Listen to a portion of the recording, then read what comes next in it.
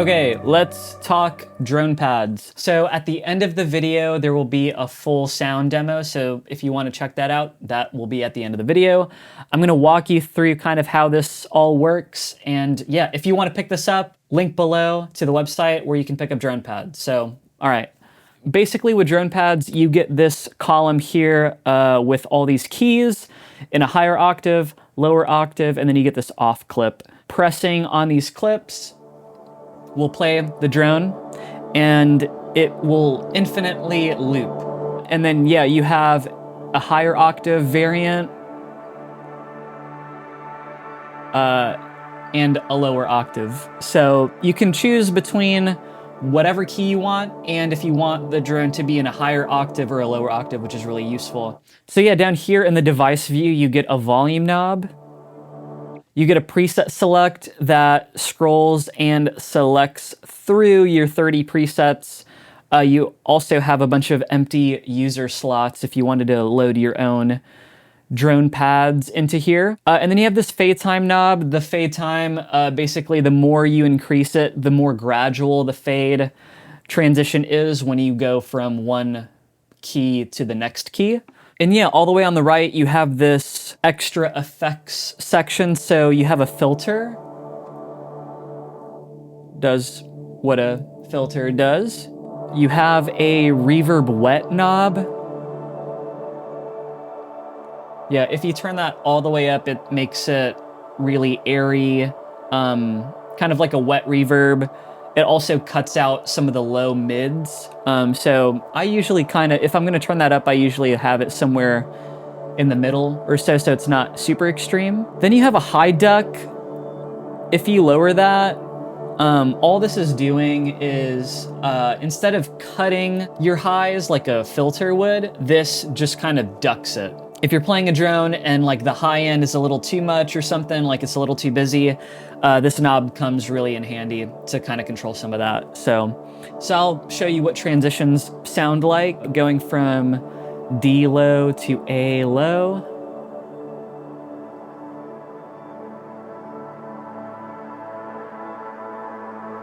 Yeah, so super gradual, super seamless, no dropouts, no weird things. It just kind of works. So we'll go to C. Why not? Yeah. And then we'll go to C high.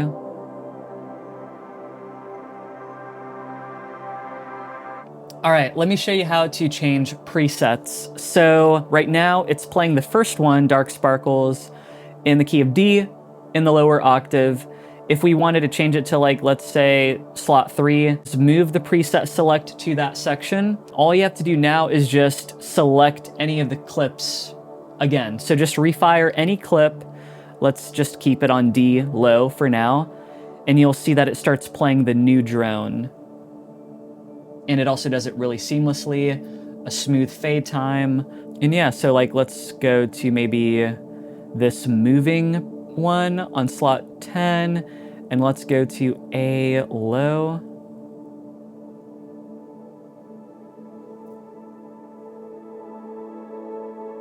And there we go. So change the preset, and we also change the key. And yeah, the off clip comes in handy if you wanted to cut the drone without it completely cutting like abruptly. It kind of will gradually fade out, which is really nice if you ever needed to do that. Okay, I'm gonna show you how to load your own samples inside of this drone pad system. So I went to slot 31. It's currently empty. There's no samples in here. And I've got this drone pad that's in D that I'm gonna drop in there. So make sure I'm on 31, empty. I'm just gonna drag the sample onto there. So by default, this is loading inside of a simpler instrument. So if you have Ableton Standard, use this. If you have Suite, I would recommend switching over to Sampler by right-clicking on here and going, hitting that option. It'll change it to Sampler, because if you're in Sampler, you can add like crossfades, which is really nice, especially for drone pads. But I'll show you how to get it started in Simpler first. So you dropped in your sample. You're just gonna hit loop, move these markers to like not at the beginning where it fades in. The range you want it to be is basically where the sample's already full volume. And then, so loop is on, you want to hit warp. I usually like to leave this at complex. Okay, so after you have this set up, go ahead and hit, you know, one of these clips. So you'll hear it start to play there, D high. Okay, so it's in E currently, so we need to transpose the clip. So go to Controls, go to the transpose area, and then -2 should get it down to D. Make sure when you're on the D clip that it is playing in D. If you fire a different clip, it should be in A now. And then yeah, if you move this over to sampler, now you can kind of see there's a lot more options. Crossfade is here, so that's basically the main thing you want to use when using it in sampler mode. That will make your sample, when it loops back, it'll do it with a crossfade. And then this little marker here lets you choose where the clip plays. If you need to mess with transposing in sampler, that's gonna be right here, this root button here. So if I play,